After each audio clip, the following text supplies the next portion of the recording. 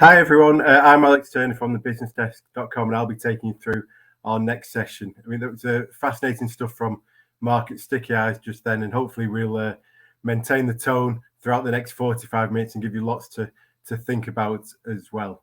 This session is Switching the Light Bulb On, How to Grow a Disruptive Business, and it's sponsored by the Northern Powerhouse Investment Fund.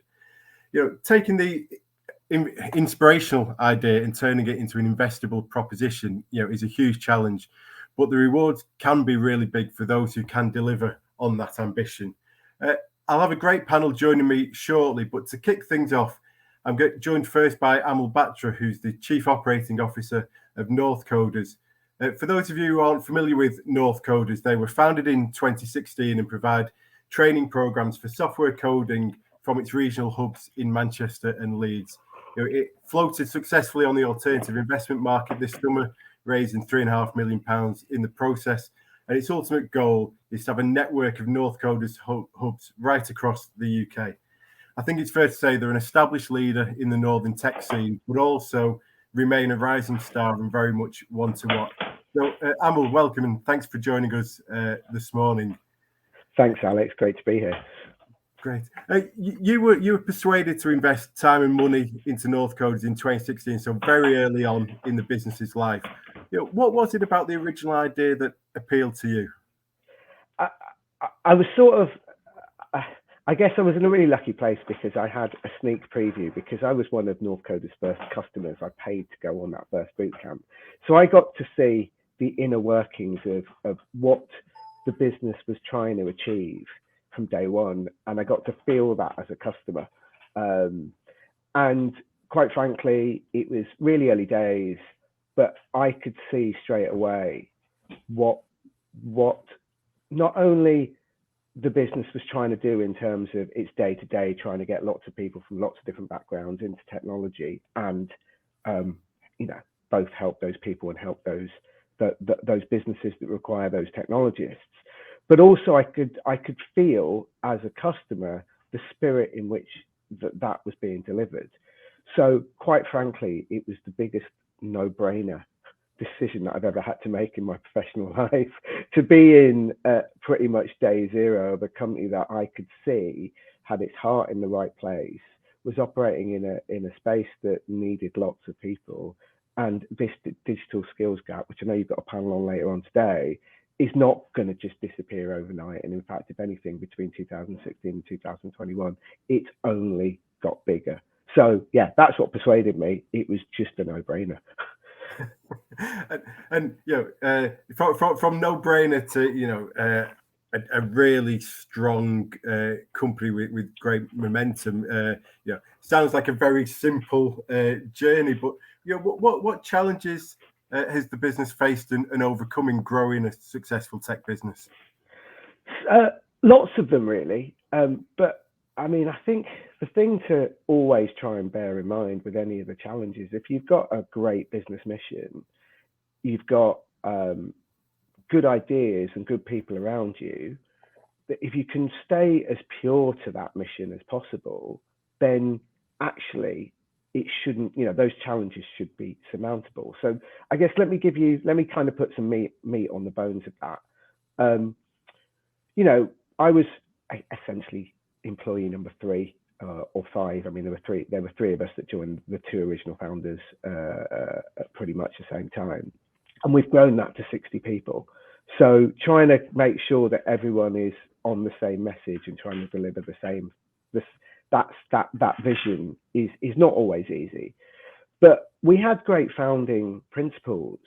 So for us, it was about creating a community of brilliantly trained developers in the North.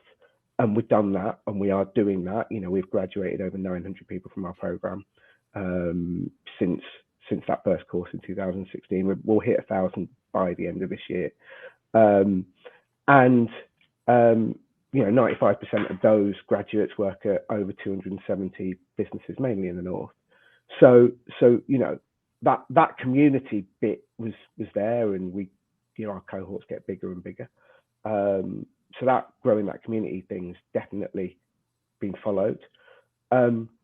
for that community to be as diverse and inclusive as possible. Because quite frankly, if you're not going to increase the places where people come from, you're not going to then be tapping into those new areas of places where people can be useful to businesses. And you know, the obvious stat is, you know, it's well below 20% of women in technical roles. If you're not kind of trying to speak to at least all of the women, then you're missing 50% of the workforce. And diversity means a lot more than just gender, but I won't go into that right now. But for us, never compromising on quality or excellence. And so we have very stringent measures about getting people on the course. And it's all about, not about their education. My business partner, Chris, doesn't have a single GCSE to his name. And he's the CEO of a now publicly listed company. It's about the attitude and aptitude. And we have a way of figuring out those that are right for the course. So sticking to those three pillars, if you like, has meant that any of the challenges that we have faced and do face means we can sort of override them. So growing the team, dealing with COVID, obviously, and being very, very pragmatic about, you know, in the initial days about how we deal with COVID, moving offices, opening new offices, they're all challenges. But if we stick to those founding pillars, then I think that all of those challenges can be turned into opportunities. Yeah, and you talk about reaching 1,000 people as being a landmark, but I think going public this summer and floating on AIM was a huge landmark for the company. What was the motivation bit behind that? So we always knew that we wanted to grow what we did, and although we've always been a cash generative company, we knew we needed some capital behind it. We had talked to some private equity firms back end of 19, start of 2020. But when we looked at those deals on paper, they didn't really suit what we were trying to do. And then when we started, exploring the alternative investment market, we could see that we didn't have to kind of agree to those paper terms that PEs offer. We could be more in control of our destiny. AIM offers great growth potentials for fast-growing businesses. We can go back to the market and ask for more money if we had a decent business case. We can, if we needed to, add companies to our group and acquire companies. We can do that now much easier than we can that we might have been able to with PE deals. We are really in control of our destiny. There's only a certain amount of the business that's in free float. And I don't know whether or not those PE deals would have given us that flexibility. We never did them, so we haven't kind of worn those shoes and walked those paces yet. But so far so good with the AIM listing, and it's very, very, very early days. It's not even been 3 months since we've been a PLC. But with that platform, now bedding in, what is the ambition and the vision for Northcoders? Again, it continues to be helping people transitioning to careers in technology and helping those businesses solve those very complicated kind of skills challenges they have. So yes, we still have the boot camp, and it's a big part of our business. And part of the rollout, which you mentioned in your introduction, is moving to other cities and other regions. So the Department for Education has given us a huge amount of funding to help people from residents of more than half of the country, sort of a geography going from the bottom of the West and East Midlands all the way up to the border of Scotland, and everything sort of widthwise as well. So we are going to be opening a campus in Birmingham and somewhere in the northeast very soon, and then once those are successfully opened and kind of populated with people, we will then move into other markets. We've got an apprenticeship business, so we're going to be growing our curriculum of training that we can deliver through the apprenticeship business. And most excitingly, we're kind of going to build like a professional services model whereby we provide our senior mentors along with our recently graduated Northcoders bootcamp graduates to businesses to prove that actually with the right training and with the right selection at the very start, a lot of the work can be done using teams of Northcoders graduates that we can kind of, put in blended teams into businesses and provide talent that way as well. That all sounds really exciting. An awful lot to conjure with at the same time. What you're looking back over the last 5 years and the experiences that you've had, what advice would you give to a business that it might be looking at Northcoders and thinking, yeah, I'd like to emulate what they've achieved?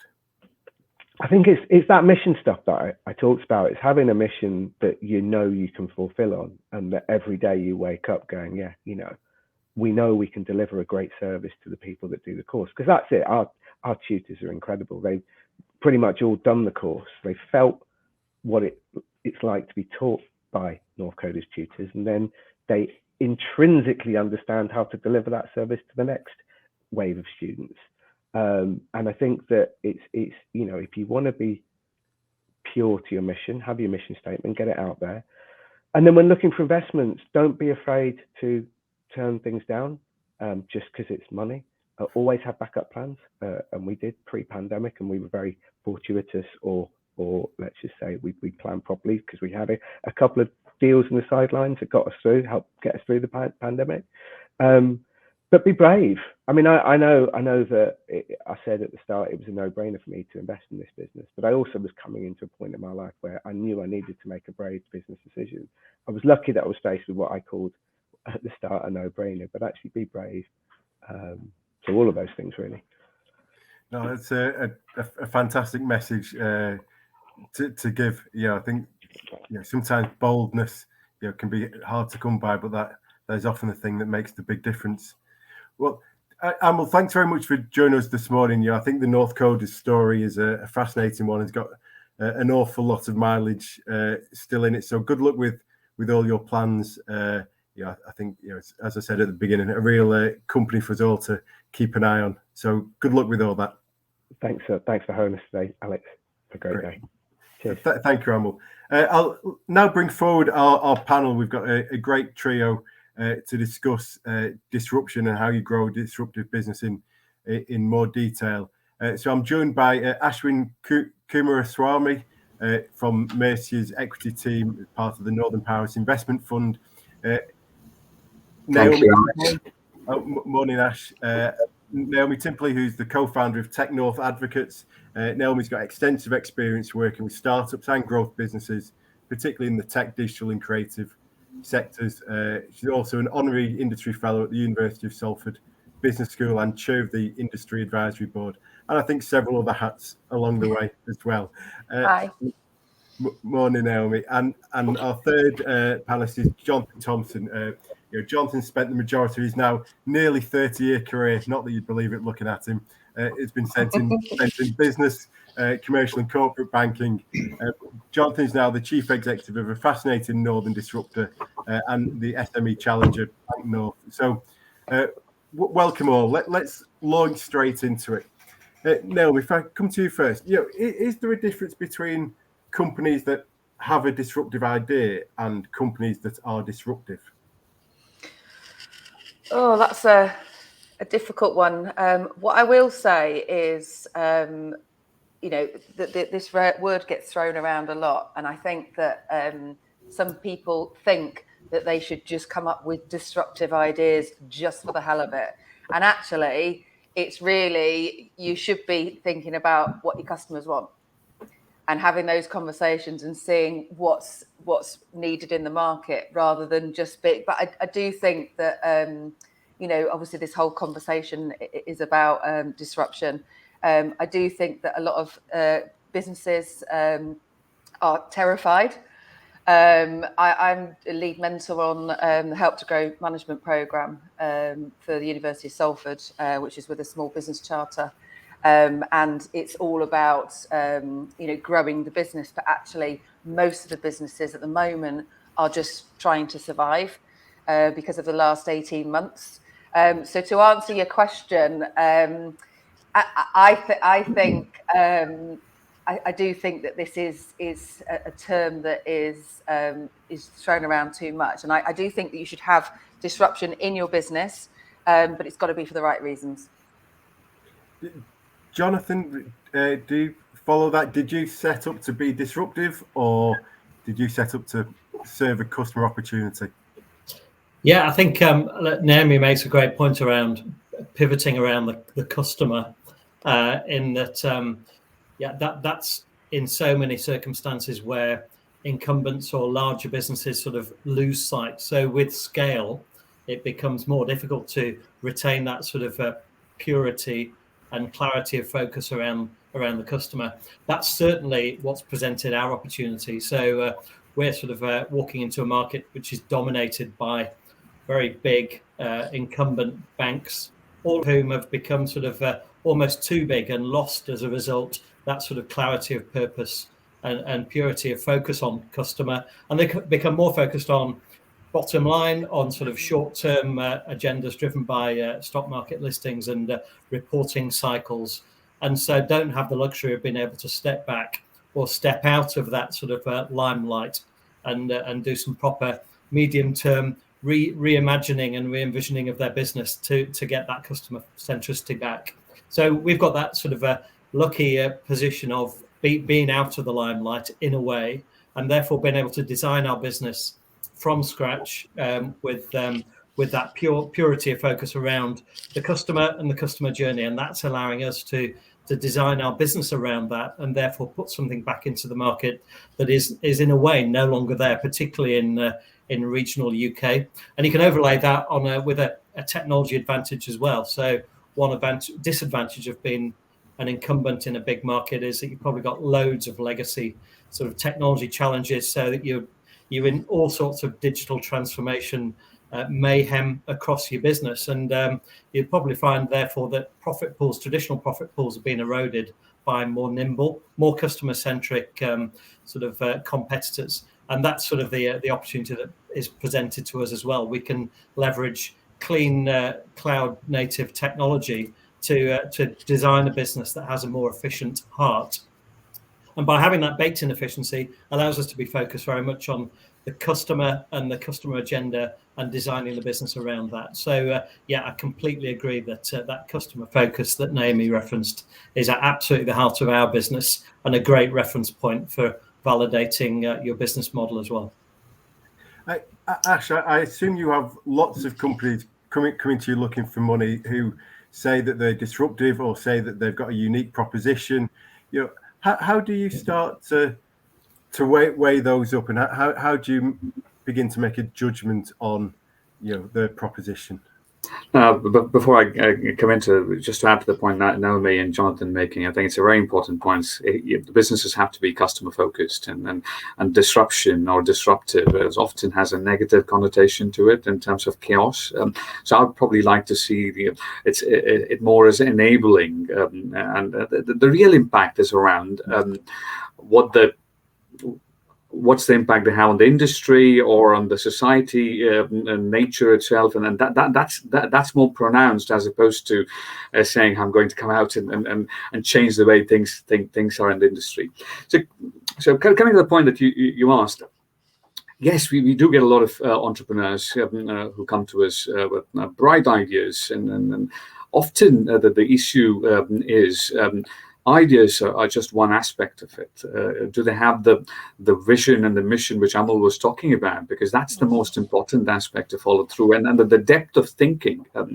Nothing wrong if they don't have it themselves, but as long as they recognize that or open to getting some help from others, I think that's a good starting point for us to work and shape propositions. The way we look at businesses is key. Coming back to Naomi's point. What is the problem the business is going to solve, and how big is that problem? What's the dynamic of that industry, and the customer journey is something worth understanding. Then it comes, does the team have the capability to go out and make a difference, or are they open to bring help from external sources? And we are well versed in actually helping companies to that effect. So I think it all comes down to it's the vision, mission, and what problem that they're trying to solve. other people up for the challenge, because often, and Amul made a very interesting point, in this long journey, it's hard to stay focused and to continuously listen to your customer and their pain points, and those are the companies and teams which succeed. So those are the things that we'll probably look out for. Yeah, and obviously, tech feels like it's a really hot sector at the moment. Ash, does that make it easier or harder to work out where the investment should go? No, I wouldn't say it's easier or harder. I think in a sense, if you look at the last probably 150 years, in a sort of a sense, technical invention has sort of shaped in the societal evolution. I think where we are getting to is a point wherein probably the societal requirements will shape the future of the technology and technology industry. So in a sense, it's the right place to be in.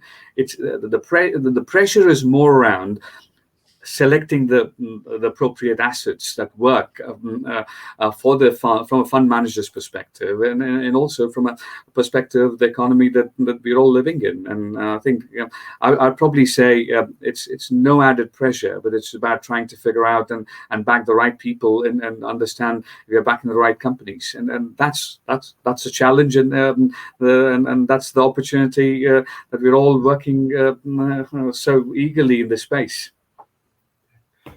Naomi, in your experience, what are the sticking points that startup founders and those early stage businesses tend to hit in the kind of funding or growth journey?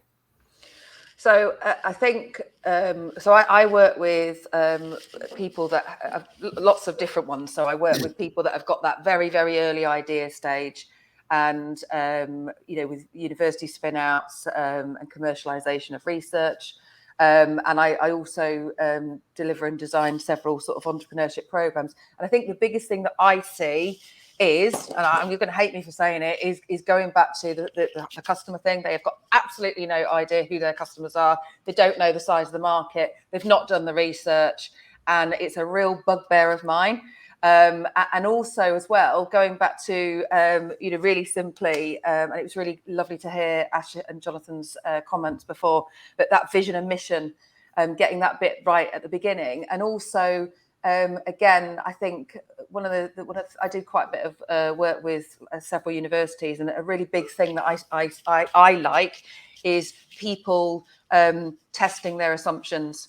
So they might think they've got this amazing idea, and actually, unless they speak to real people and have conversations and test their assumptions about whether this idea is a good idea or not, and digital testing and things like that. So, setting up launch pages to sort of test the market. I do think that the biggest thing really is that whole, you've got this great idea, but actually to try and get investment for it, you've got to be able to persuade someone to take a risk. And quite frankly, it is a risk.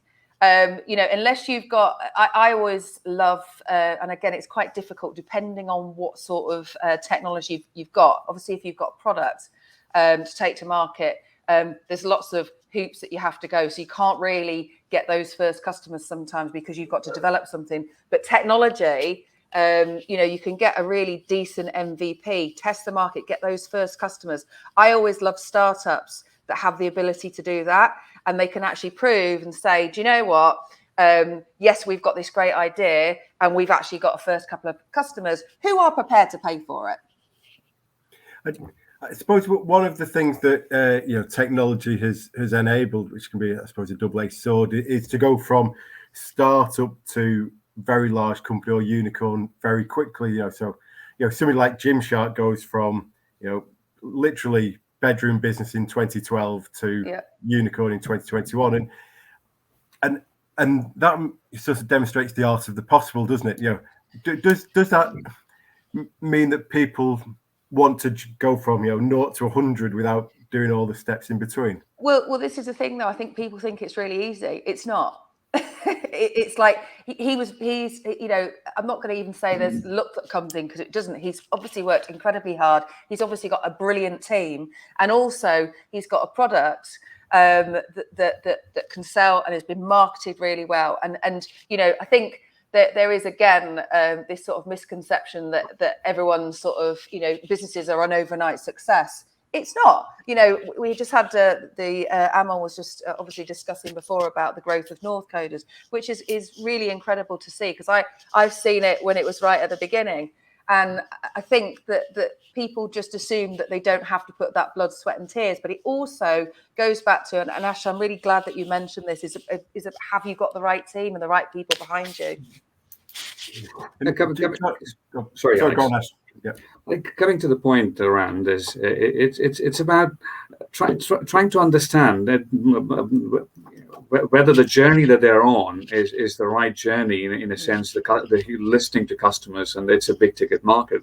Unicorn is almost a byproduct of that, and in a sense, if they do well, it'll probably get you there. And so one shouldn't actually put pressure whether we become a unicorn or not. I think the key thing, which I've found in my years of experience, is fundraising is a very daunting task. I've done it as an entrepreneur before becoming an investor, and you know what, investors, you don't need to be scared about investors. We at Northern Powerhouse Investment Fund, we've clearly said, pick up the phone and speak to us. We're more than happy to talk to you, understand you, and there are instances wherein I've invested. My investment paper became the first business plan of the company, and eventually one of that is, I can't give the name out, but it's going to be making wonders in the next few months. It's Northern business. So the point that I'm trying to say is it's about team, mission, vision, and articulating what the risks and rewards are. Often entrepreneurs are sometimes they're a bit scared of really articulating a vision and stating it there, guys. You know, this is why I want to go out and do. This is the impact, and stating that is good in one sense. But if they come back and say, this is how I'm going to validate it, to the point Naomi was making, that gives a lot of confidence to investors to back them. And so I would say just go on the journey and be open and free to make your points. Don't be scared of asking your customer, hey, am I doing the right thing? Or I'm doing a good thing. Could you pay me more? Don't be afraid of asking. I think some of that goes to why you're in business as well. So if you set up a business just to become a unicorn, then unfortunately it's going to be a very difficult journey, because it's got to be, and I think we've touched on it there, you've got to focus on business fundamentals. So the reason unicorns become unicorns is because their idea is super scalable. They've probably got a great team, or they're willing to take on support that can help them get on that journey. And they've probably got clarity about where value is in the market and how to create that. And so none of those are about building a unicorn. Those are about just doing the right thing, having a great mindset and a high quality scalable business idea with the right team wrapped around. And a lot of I'm sure equity investors are looking for those fundamentals. They're not looking for they're looking at scalability, but they're not saying we've got to find the next unicorn, unless they've got a load of dogs in the portfolio and are desperately trying to find a way out of that. But they're actually looking for business fundamentals. So the focus on those is absolutely the right place to start for a team or an entrepreneur. Yeah, and Jonathan, you've very much been living the blood, sweat, and tears phase of the business. What have you learned as you've been growing back north to this point? Yeah, nothing comes easy at all. Nothing at all. So we've raised over 30 million of equity on our journey in a 3-year period, and none of that comes in a straightforward way. I think it's around clarity of purpose. Having a great team is absolutely critical, but actually being able to tack in challenging situations and go on a slightly different trajectory isn't a failure by any means. It's just goes with business. So we didn't launch our business to go into Brexit, 2 general elections, and the global pandemic. And so we've had to take a few decisions, a few tough ones, to navigate through that sort of period over the past 3 years in particular. And so durability and resilience are core skill sets of being a business owner, or being an entrepreneur, or being in any leadership role in a big organization, and an ability to look at the market that's around you and flex and adapt to that, and take where the opportunities are is absolutely a core success factor for any team. Yeah. And Naomi, what would you say are the challenges for those entrepreneurs and business leaders who believe they're creating a market rather than improving on an existing offering? Does that require a different approach, a different mindset? I would say yes. So I'm working on several programs at the moment. There's one particular program at Host, which is in Media City, and there's a lot of AR, VR type businesses there. And I still think that is an untapped market. Obviously, there is a lot going on, and yes, I think it's more difficult. But again, if you're sort of looking at whether it's a new market or an existing market, I still think there are the fundamentals that you need to do at that very early stage. It is prove that there is a need for your idea, and that you're solving someone's pain point, as Ash sort of said. Because again, another thing I would also say, obviously, Jonathan, you've been on this journey, and Ash, you worked with several founders, is that people again are so fixated on their idea that it's a brilliant idea that they don't take help, they won't take not criticism, but support. And for me, I think that it's very much a case of you've got to try and explain to especially if you're looking on the investment side of things, that there is a market for it. And that can be quite difficult in some cases. And this is why I also am a big fan of working with academia, because you'll also find that an academic or maybe working on some research around the particular market or the particular problem that you want to solve. Yeah, and Ash, Mercia have got an awful lot of experience with academia as well. Lots of university partnerships. Why is that such an important part of Mercia's approach, and what do you really look to get out of that? I think if you look at the research-intensive businesses, or what I've for a long time termed as deep tech companies, which are fundamentally based on hard research, whether it's physical, biological, doesn't matter, not chemical in nature.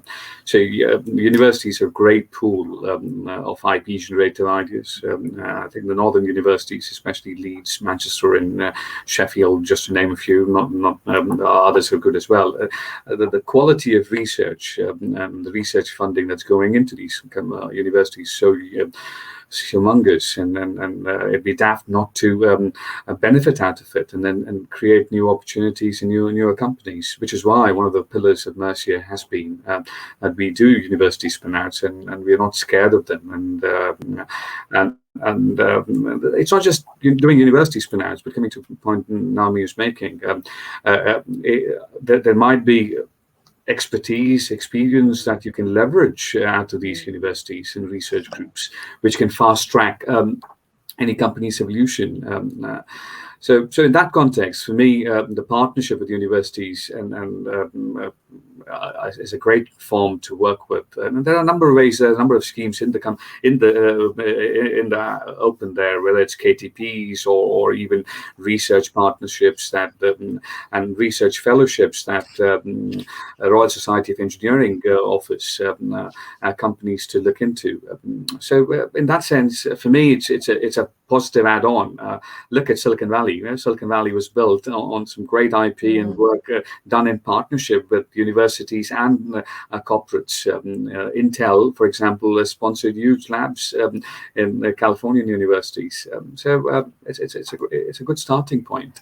To the other point which Naomi was making, one thing that I've found entrepreneurs struggle, at least UK entrepreneurs, not everybody, but most of them in that sort of a sense, is articulating how much they need from day one. There's no wrong in being bold and saying, hey, this is how I'll go and achieve, and that states the ambition that they want to do. GraphCore is a great example. I probably saw GraphCore in 2009, probably one of the very few who saw the very first business plan of GraphCore. Today, it's still a private company, probably valued in excess of 3 billion, and it's coming out with the next generation AI chip.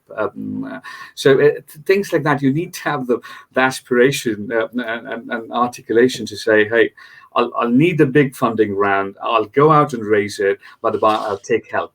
And be upfront and open about and saying those points, and that sort of sums up for me. Great. And Naomi, did you want to come in on Ash's point? Well, I just put a comment in that, so I'm just also another thing that that I think is an opportunity for startups and for scale-ups, depending on what size they are, is there's loads of corporate innovation programs now. So Marks, for example, there's a company in London that I've done a few things with called This is Progressive, and what they do is they will say work with a corporate who has a problem that they want to solve, and go into the market and see if there is a startup or a scale up that have either tech or a product that can solve that particular problem, or they will create an innovation space so somebody can create a brand new thing to solve the problem. And that's in the public sector, but also the private sector as well. In a sense, in the deep tech space, I actually help portfolio companies in the Northern Powerhouse Investment Fund, as well as the wider Mercia portfolio, to proactively actually partner with corporates. Because what it does is it helps you in productizing your technology offering in one sense, or it helps you en route to market. Both are very valuable points to get to a de-risk proposition. And there are corporate venturing arms, like Jonathan has mentioned in the private chat, that will be open to working with companies. So again, don't be scared. Nobody is out there to steal your ideas. Yes, you need to protect your bells and whistles, but that doesn't mean that you should not go out and speak to people. Yeah, I think that big corporates can be a very rich source of support. So they've generally got an established customer base, which is so difficult to validate as an early stage business. So, and they're often looking for opportunities that can sort of help them innovate. They're not always good at internal innovation. So investing in or partnering with independent businesses who have got that innovative mindset, it can be quite a good sort of confluence of thoughts and be really mutually beneficial. If that comes with equity as well, then that could be really interesting. You've got to be careful because it probably ties you in to one particular partner. So it might sort of limit some of the future equity rounds or value or growth options. But at the same time, it could be highly relevant and be a really interesting route for some innovative technology type businesses as well. It's a good problem to have, isn't it, Jonathan, at that point in time? Yeah, so our watchword is to get investment, then get options. So the investment always comes first. Yeah. And Ash, when companies are growing and have got momentum behind them, how do the best companies harness that innovative spirit that they had at the start, while ensuring they can operate smoothly and mature as a company? I think it comes back to the point Jonathan was making, and it's about trying to be focused around the customer problem that you're and the customer journey that your offering is going to take through, and being true to that. And the second aspect to that is leadership team, because often as companies evolve and grow quick, you tend to slip through things which making customers' journey difficult. So trying to have a separate team or leadership structure which talks about and only focuses around account management or customer journey is probably a good starting point. If they don't have that structure in place, I think that's the first place to start building. The other aspect is comes down to people again. As companies evolve, the board and the management needs to evolve as well. If a person is great in the startup phase, need not be he or she will be great at the scale-up phase, and understanding and be realistic to ourselves. And that's the hard bit, and that's where you need to be surrounded yourself with a very strong board who really add value to it. And again, it depends on the entrepreneurs. If they want a biscuit eater boards, then it's probably not useful. You need to have board members who can make the difference. So I would say ally with the best and greatest of minds. For example, in some of my boards, I've had the luxury and good fortune of having somebody like Sir Hussain Yasai or Keith Jackson, who have all been built big companies from scratch to nothing to something big, and delivered some big products to the market. And learning from them is a continuous journey, I would say, and that again comes down to entrepreneurs' openness. Naomi, do you have any pieces of advice for businesses that are in that growth phase, but where they're trying to settle down as well? I think I've loved this conversation. Actually, I could just talk all day to Ashwin, Jonathan, and Alex. But what I would say is, and Ash, you've said this a few times, is don't be scared to ask for help. I think most entrepreneurs are terrified because they see it as a sign of weakness. But actually, go and like Ash has just said, have the best people you can around you. Also, there is so much support out there for businesses. There is good and there is bad support. I will say that, but I think it's just really not being scared, and also if we sort of go back to your original question, which was about being disruptive. Also, don't think that you have to be disruptive. It's again, there's got to be a purpose and a reason around why you're doing something, and really it's about your customer, your mission, your vision, everything that this amazing panel has talked about today. But yeah, just ask for help. And Jonathan, where you are in your phase of development at Bank North, what are your next steps, and what do you see as being your challenges? Yeah, I think we've just touched on some of them actually. So we're scaling up. So the team's growing, and it'll have increased by about 50% over the course of the last half of this year by the year end. And I think for us, we've got to be particularly focused on how we bring new people into the business and how we scale up whilst retaining the culture and DNA of a disruptive business or a really customer-centric business. So we're constantly thinking about what our employer brand says about the business, how we sort of manifest externally, but also what the DNA of the business is. We're sort of quite focused on understanding what makes us special, so that when new people come in, they get to experience that and they can slot seamlessly in, so that new people don't sort of change the culture, but actually strengthen and augment it. So we're particularly focused on, as well as a load of other stuff, culture and retaining that sort of culture and DNA of the business as we scale in terms of people and go to market as well. Great. And just to finish up, if I could ask the same question to each of you, I'll come to you first, Ash. What's the one thing that gets you excited when an entrepreneur comes to you and says, I've got this idea? What is it that is the real hook to you? I think amongst all the stuff that I've mentioned about big ticket opportunity, what market need, it all comes down to people.